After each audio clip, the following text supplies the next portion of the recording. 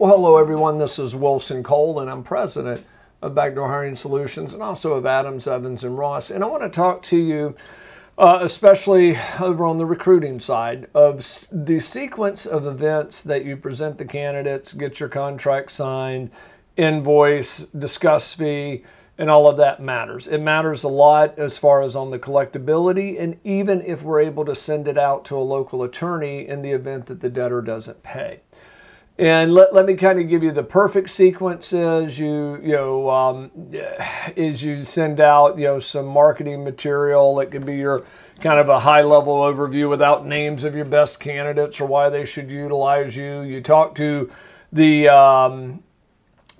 company and they say, yeah, well, you should start sending me over some resumes. At that point you say, well, here's my contract, sign it, send it back to me.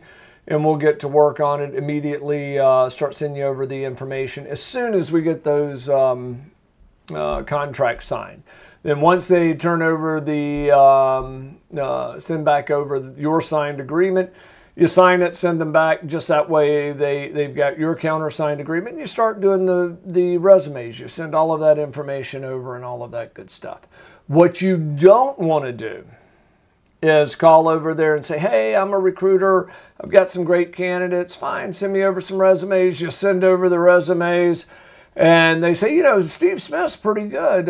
We may take a look at them, and either they have you set up the interview or they just take it over from there. And then 2 weeks later, you're going, oh, yeah. By the way, it's going to cost you 25%. It's going to cost you 20%. It's going to cost you 30%.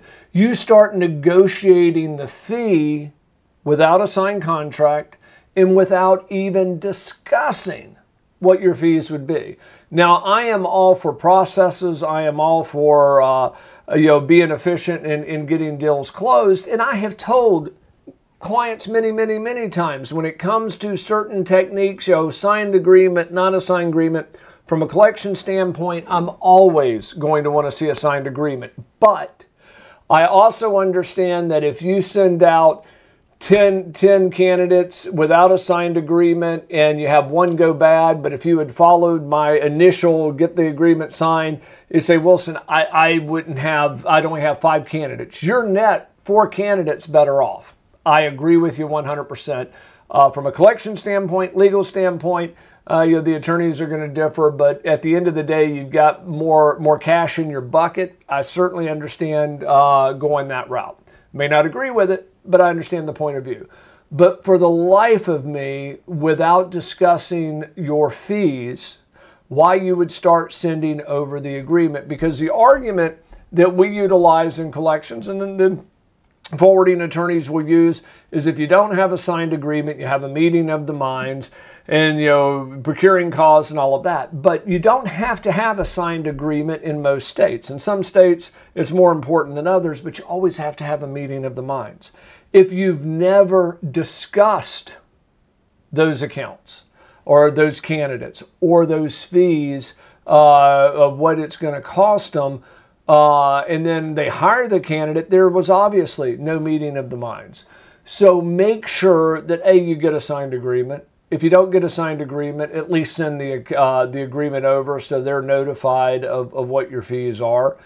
And if you're talking to them after they've hired the candidate or the offer is about to go out of what your fees would be, you've got some bad practices that probably need to be corrected. Now, most recruiters don't do that. We do see that. We see that more so with recruiters outside of the U.S., but we are seeing it a little bit more often. So sequencing does matter. I'm always going to want to sign contract, but I can assure you, you definitely want to have some type of paperwork, preferably in an email, where fees are discussed and accepted.